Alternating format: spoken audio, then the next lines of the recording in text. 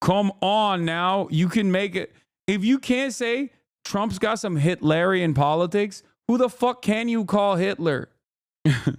Who the fuck can we say it has exhibited Hitlerian qualities, if not a guy who is just like, who fucking ran on saying, I'm gonna do concentration camps to deport 20 million people.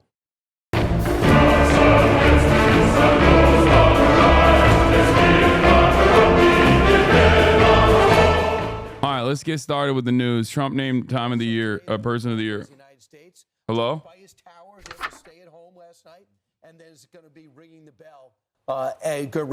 And he's got to be excessively happy because we know he likes to collect magazine covers. Right. But now he doesn't have to mock one up. For the second time, he is Time Magazine's Person of the Year. To me, there are other contenders, but if they did anything but name him, that would be flat out biased. Well, so Time.com has just released that, and I'm looking at the actual article, and it's great.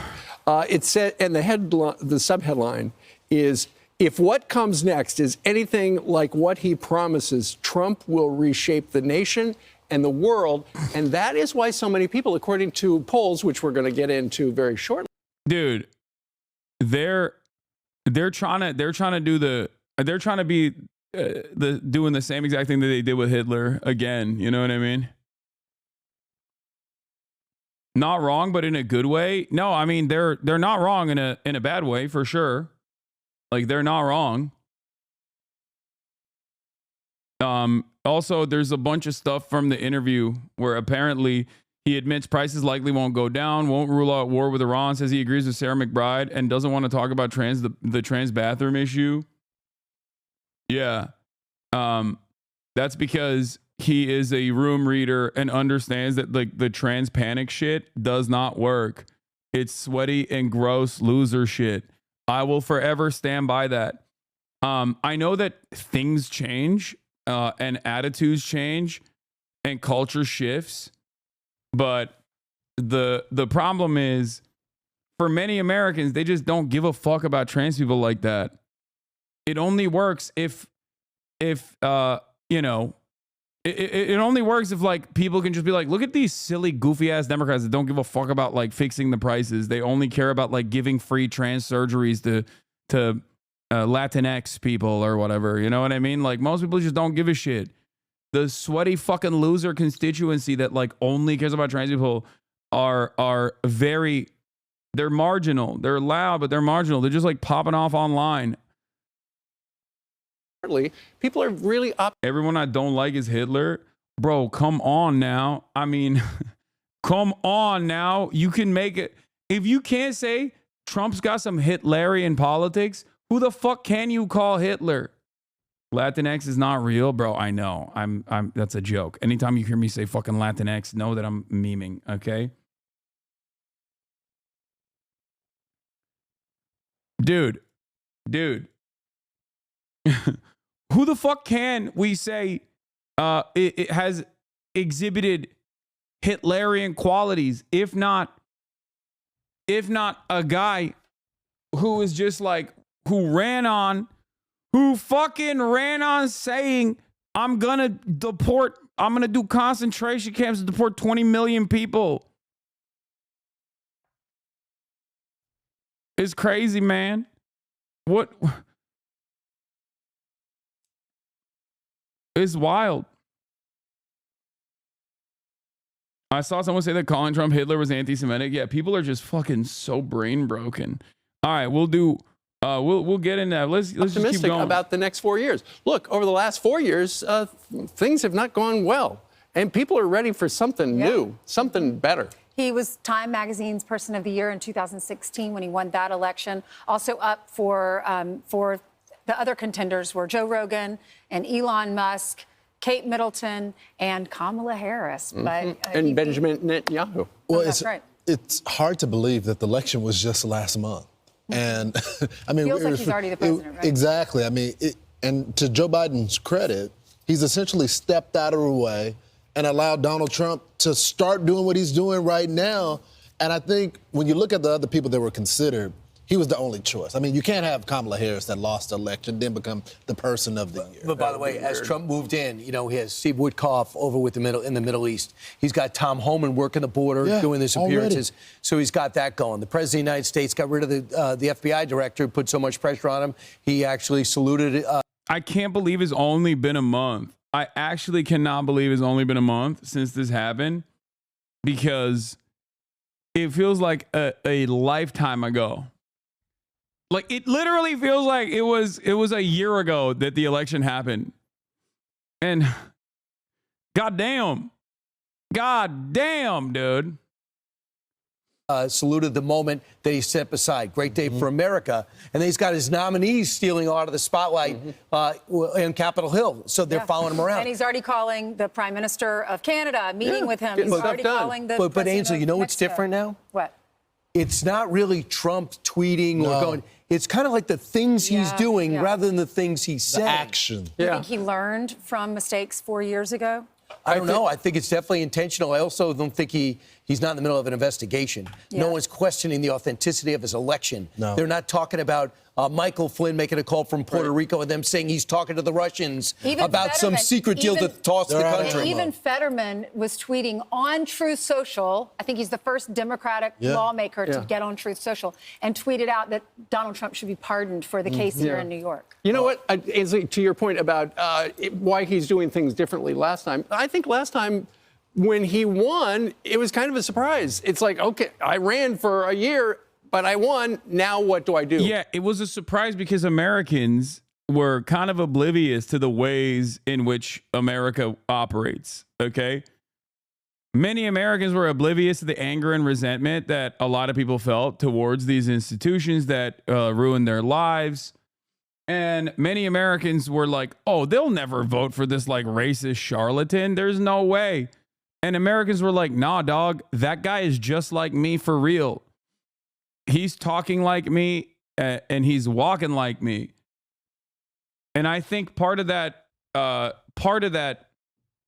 shock came from the broadest subsects of society that still were laser focused on mainstream media as their primary source of information, that I think were deluding themselves into a different America than the one that actually exists. One where people do have reverence for the institutions, if that makes sense. And it's not. That's not the America that we live in. And that's part of the reason why I don't think there's going to be a revamp of the that's why I don't believe that there's going to be a revamp of like the hashtag resistance liberalism that happened immediately after Trump got elected the first time.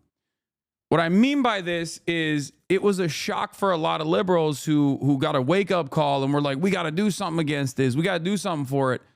And then they did, and then they protested, and not many things changed, right? Like nothing really changed. A lot of young people, I talked about this quite a bit in 2020. I think a lot of young people's first foray into political action was literally direct action. In the midst of COVID, there's a lot of panic, there's a lot of anger, and they see police brutality. They consider it to be unacceptable. They take it to the fucking streets. And then what came of that mass mobilization? Nothing. And when that happens and you get nothing after doing all of it, that you go out and you vote for the right guy and nothing changes. You go out and you march, you go out and you protest, you fuck shit up and nothing changes. Yeah, at that point, you're going to be like, well, I'm a little disillusioned by this process. So that's the problem, you know? Chatter said your katanas are upside down. No, they're not. And I don't care. Not only are they not upside down, but even if they were, I wouldn't care. I like it the way it is. Yes, they are. Okay, I don't care. I like it the way it is.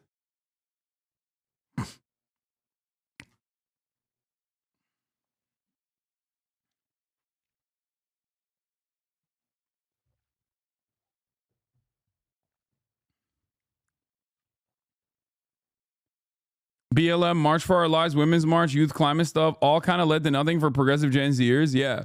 How do you expect, or why do you expect progressive next generation people that took it to the goddamn streets, that did everything, that did like the outside of the politics stuff, but then also they went out and they voted, and then they didn't see any positive changes in their lives? How do you expect anyone to feel like their voice matters in this process? I think their voice clearly doesn't matter in this process, and they came to that recognition and they felt disillusioned, and now we're living in the ashes of that.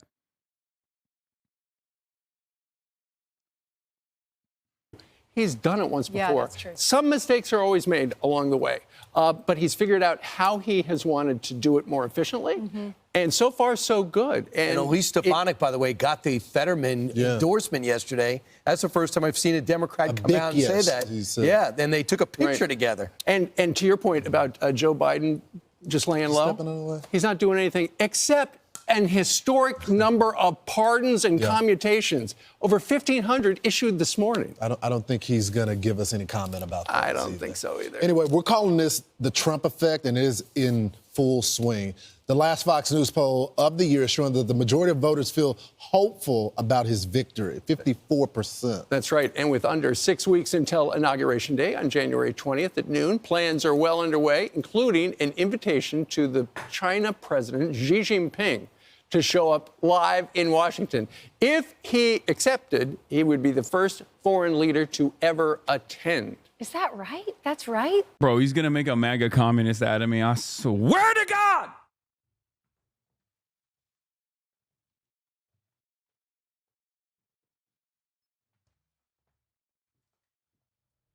I swear to Christ, dude. Yo, what are you doing, man? Oh, God. His love for, like, strong men is so crazy. Bro, they're championing this like it's a good thing, as if their viewers don't hate China.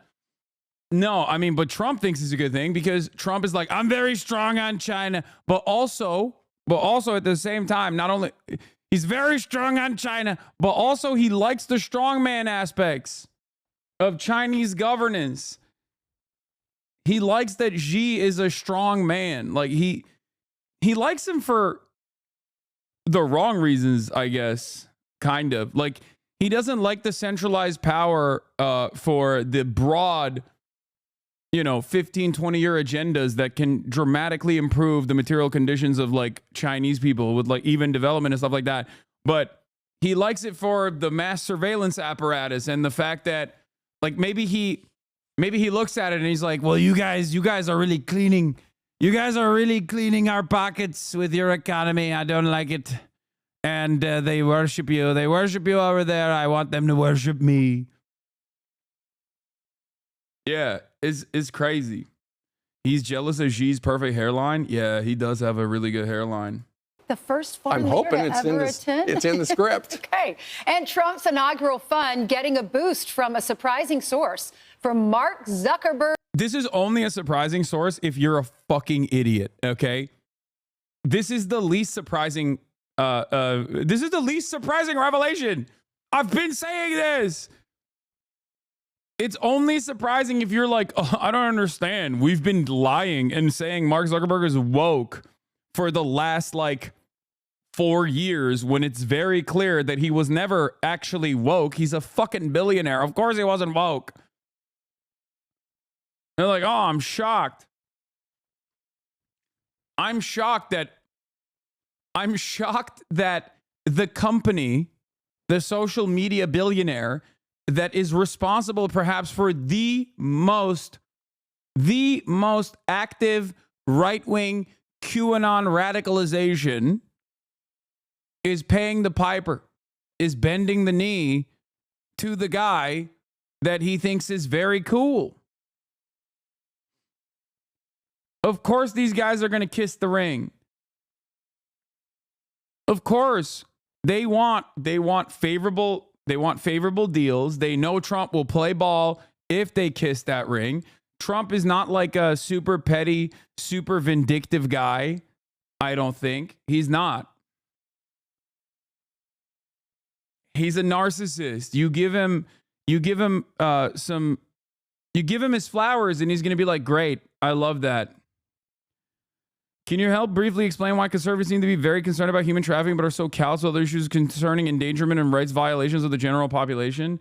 They're not actually worried about human trafficking either. They're just worried about like a conspiracy of human trafficking that they've concocted in their brains. I mean, the most famous instance of human trafficking that happened under the Biden administration in broad daylight when Republican governors Greg Abbott and Ron DeSantis actively trafficked humans from Texas to blue states to successfully blow up the processing structure that existed for people that wanted to get temporary protected status or legally seek out asylum. They did that. You know, they did that. They did that in broad daylight, and Biden did nothing about it. And it was one of the most successful ways of using humans and human trafficking to prove a point. Now, the real point that they proved was, yeah, if you dump 100,000 people that are supposed to have their day in court and get legally processed through the system into unsuspecting blue cities, and then the federal government doesn't actually get in. The federal government doesn't actually step in and like try to help to alleviate some of the stress here. Then yeah, it's going to destroy the structure that exists. That's the only thing that they proved. The only thing they proved is when there's no federal mechanism of pushback that right-wing governors get away with human trafficking. Meta donating $1 million as the tech billionaire looks to mend ties with Trump. Because remember, he took him off of Facebook in 2021 and then put him back on a few years later. That tells you a lot that they're mending the relationship. Yeah. He grew his hair out and he started doing jiu-jitsu. I don't know if it's related. And he wanted to take on Elon Musk and it never happened. Yeah, he's trying to look more like Danny Penny, perhaps. Also, remember, the Zuckerbucks in those key districts made him put his hand on the scale with a shadow banning of conservative groups and conservative politicians. And he's not the only. I think it's kind of crazy because so much of like virtually every single thing this guy just said. Remember, this is the most popular news network in the United States of America. Okay.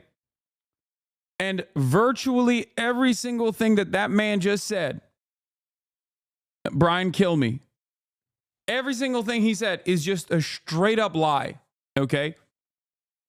There is no other way to tackle the issue without just addressing that he is just lying. Like the Zuckerbucks or the fact that Facebook was actively suppressing conservative opinions.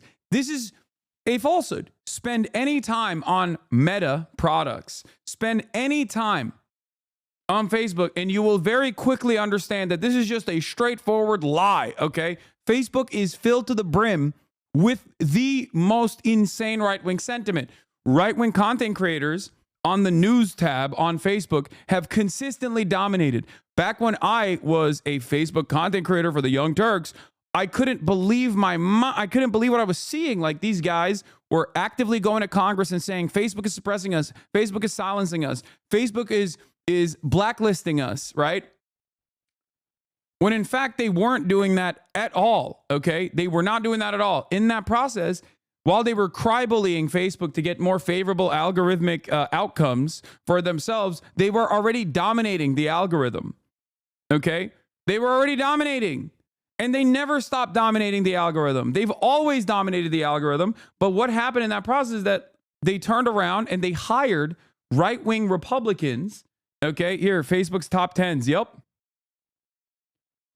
Facebook top 10s, a bot that posts the source of the top 10 performing links. This is on October 7, 2020. The top performing link posts on U.S. Facebook pages in the last 24 hours are from Dan Bongino, Fox News, Fox News, Fox News, Donald Trump for president, Fox News. Number 7, TMZ. Number 8 is CNN. Number 9 is NPR. Number 10 is CNN. And they still, at this time, were complaining about how much Facebook was suppressing the truth, how much Facebook was suppressing right-wing sentiment.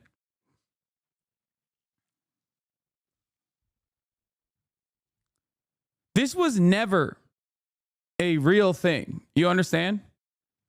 Republicans are so good at creating fake grievances, leaning on those fake grievances, and then creating an environment where they make everybody believe these fake grievances and then use Congress to basically bully these massive institutions, these big-ass social media companies, in an effort to get even more favorable results than the ones that they already have.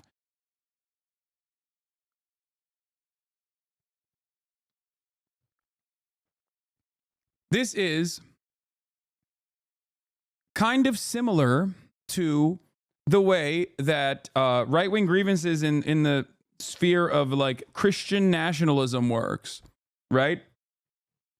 Most people understand that the idea that like Christianity and Christian thoughts are being suppressed in the United States of America is fucking stupid. Like the war on Christmas shit, right? Everybody laughs at this. But the real reasons why the Republicans actually run with this falsehood is because it's not necessarily that Christianity is being suppressed. The reason why they go with this grievance politics is because they match up. They match up some kind of like oppression, some kind of anti-Christianity oppression with gay people existing, with women being able to get abortions. It's a way to reframe restrictions that they want to implement it's a way to propagandize their position. It's a way to reframe the restrictions that they actually want to implement on others by saying, no, we don't want to restrict other people's freedoms. It's just that you're restricting my freedom. Okay? That's it.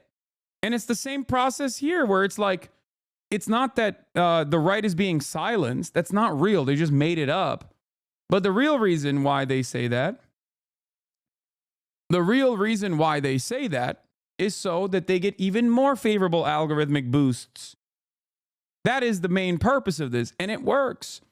That's how they get Congress to bully Facebook and maybe even threaten Facebook with like trust busting, for example, so that Facebook will then turn around and bring forward a right-wing people. Yeah, exactly. Work the referees. Thank you. Man Plan 80. They work the referees a little bit so that they go and they hire, Heritage Foundation people to do their content moderation. That's the real purpose here. And they have done that. They've been doing this since like 2016. Right? Like it's not new. It's not new at all. They had like people from Tucker Carlson's Daily Caller doing moderation on Facebook. It's ridiculous,